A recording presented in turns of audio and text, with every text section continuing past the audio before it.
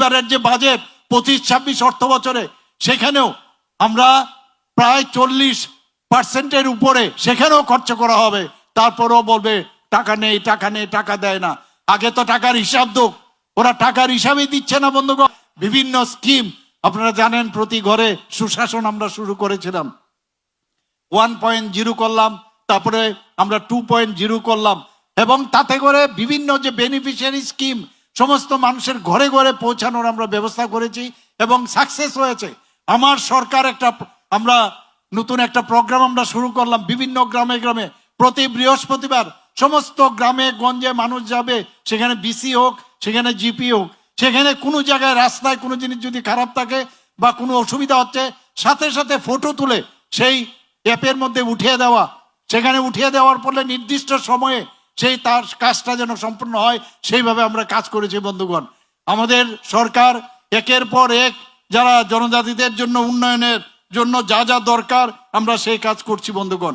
এখানে external aided প্রজেক্টে আপনারা সবাই জানেন, ওয়ার্ল্ড ব্যাংক থেকে আমরা এখানে ওয়ার্ল্ড ব্যাংক থেকে প্রায় 1400 কোটি টাকা নিয়েছি। 1400 কোটি টাকা কিসের জন্য? শুধুমাত্র জনজাতি যে অধ্যুষিত এলাকা সেখানকার উন্নয়নের জন্য আমরা সেই কাজটা করেছি। কোথাও স্কুল নেই, স্কুলের, কোথাও রাস্তা নেই, রাস্তা, কোথাও মানে বিজলি নেই, সেখানে বিজলি, সেই ব্যবস্থা আমরা করেছি। এলিমেন্ট প্রজেক্টে ফরেস্ট ডিপার্টমেন্টে আমরা 1700 কোটি টাকা নিয়েছি, সেই 1700 কোটি সেখানেও জনজাতি গোষ্ঠী। ইন্দো জার্মান প্রকল্পে আমরা সেখানেও জনজাতিদের জন্য, আমরা জাইকা প্রজেক্টও আমরা জনজাতিদের উন্নয়নের জন্য আমরা কাজ করছি।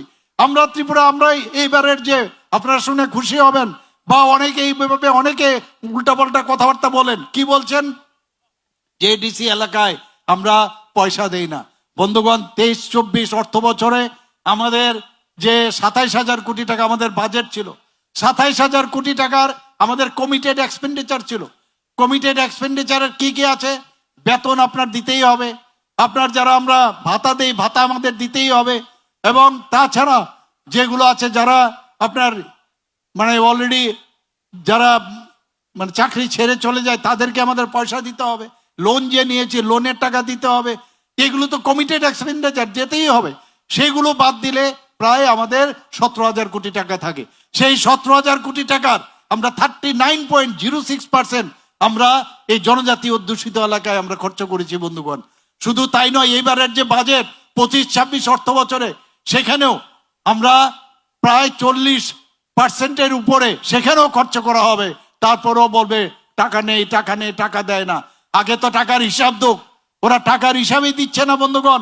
আজকে জনজাতি যারা ভাই বোনেরা আছেন বা জনজাতি বিভিন্ন গোষ্ঠী আছেন, সেখানে তাদের সমাজ রয়েছে, সমাজপতিদের জন্য এর আগে কোন সরকার, আমাদের সরকার আসার পর 2,000 টাকা করে ওদের সম্মানিত দেওয়া হয়েছে বন্ধুগণ। আমি যখন মুখ্যমন্ত্রী হলাম কিছুদিন আগে আমি ডিসিশন নিলাম, না 2,000 না, ওনাদেরকে আমরা 5,000 টাকা করে দেব। এবং শুধু তাই নয়, সেখানে ক্যাপিং ছিল যে কেউ যদি অলরেডি চাকরি করে বা তারা যদি পেনশন পায় তাদেরকে দেওয়া হতো না।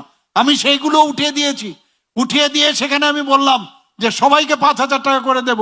শুধু তাই নয়, আমাদের যে 19টি জনজাতি গোষ্ঠী আছে সবার মধ্যে কিন্তু এই সমাজ ব্যবস্থা নেই, সমাজপতিই নেই। তো সেখানে আমি বললাম যে না, 19টা জনজাতি গোষ্ঠী সবাইকে, কারো রায় থাকবে, কেউ চৌধুরী থাকবে, সবাইকে আমরা দেব। শুধু তাই না, আরো 40টা জনজাতি গোষ্ঠী আছে বন্ধুগণ। এই 40টি জনজাতি গোষ্ঠীকে আমরা খুঁজে বের করতে হবে। আমি বললাম কেউ এরকম 500, কেউ 1,000 এরকম জনজাতি গোষ্ঠীও আছে, তাদের কৃষ্টি সংস্কৃতি আলাদা, আমরা কেন তাদেরকে হারাবো? তাদেরও যারা লিডার আছেন তাদেরকে আমরা 5,000 টাকা করে দেব। এই হচ্ছে বন্ধুগণ, আমরা জনজাতি যারা আমাদের ভাই বোনেরা আছেন তাদের উন্নয়নে আমরা কাজ করছি।